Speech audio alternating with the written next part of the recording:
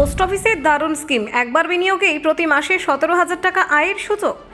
Bank FD ভুলে যান, post অফিসের এই স্কিমে ঝুঁকি ছাড়াই মাসে 17,000 টাকা। অবসরের পর আর চিন্তা নেই, পোস্ট অফিসের স্কিমে বসে বসেই মাসে 17,000 টাকা। পোস্ট অফিসের এই স্কিম এখন সবার নজরে। সরকারি গ্যারান্টি, মোটা সুদ, পোস্ট অফিসের এই স্কিমে নিশ্চিত মাসিক আয়। ঝুঁকিমুক্ত বিনিয়োগে বড় লাভ। পোস্ট অফিসের স্কিমে মাসে 17,000 টাকার সুযোগ। একবার টাকা রাখুন, 5 বছর নিশ্চিন্ত। পোস্ট অফিস দিচ্ছে মোটা সুদের আয়, একবার বিনিয়োগে নিশ্চিন্ত ভবিষ্যৎ। পোস্ট অফিস দিচ্ছে মোটা রিটার্ন। দেখুন, ভারতের পোস্ট অফিসের বিভিন্ন স্কিমের মধ্যে এমন একটি প্রকল্প রয়েছে যেখানে একবার বড় অঙ্কের বিনিয়োগ করলে অবসর জীবনে নিয়মিত আয়ের সুযোগ তৈরি হয়। এই প্রকল্পের নাম post office senior citizen savings scheme বা SCSS। বিশেষভাবে প্রবীণ নাগরিকদের কথা মাথায় রেখে এই স্কিম চালু করা হয়েছে।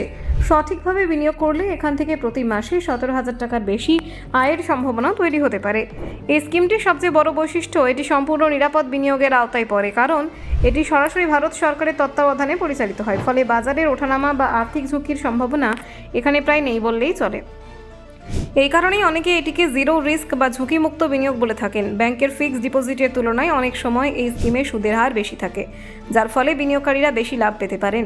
বর্তমানে এই স্কিমে সরকার বার্ষিক 8.2% সুদের হার দিচ্ছে।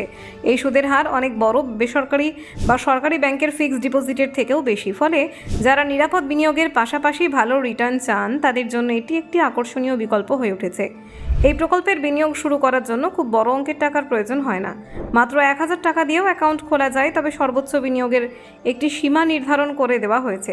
বর্তমানে একজন ব্যক্তি একক অ্যাকাউন্টে সর্বোচ্চ 15 লক্ষ টাকা পর্যন্ত বিনিয়োগ করতে পারেন, আর যৌথ অ্যাকাউন্টের ক্ষেত্রে সর্বোচ্চ বিনিয়োগের সীমা 30 লক্ষ টাকা পর্যন্ত হতে পারে।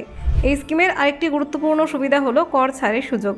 আয়কর আইনের ধারা 80C অনুযায়ী এই প্রকল্পে বিনিয়োগ করলে বছরে সর্বোচ্চ 1.5 লক্ষ টাকা পর্যন্ত কর ছাড় পাওয়া যেতে পারে। ফলে শুধু আয় নয়, কর সাশ্রয়ের ক্ষেত্রে এই স্কিমটি বিনিয়োগকারীদের জন্য উপকারী।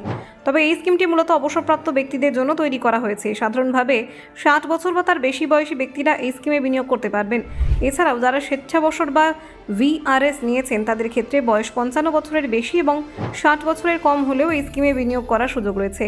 আবার প্রতিরক্ষা বাহিনীর অবসরপ্রাপ্ত কর্মীদের জন্য এই বয়সসীমা আরও কিছুটা কম রাখা হয়েছে।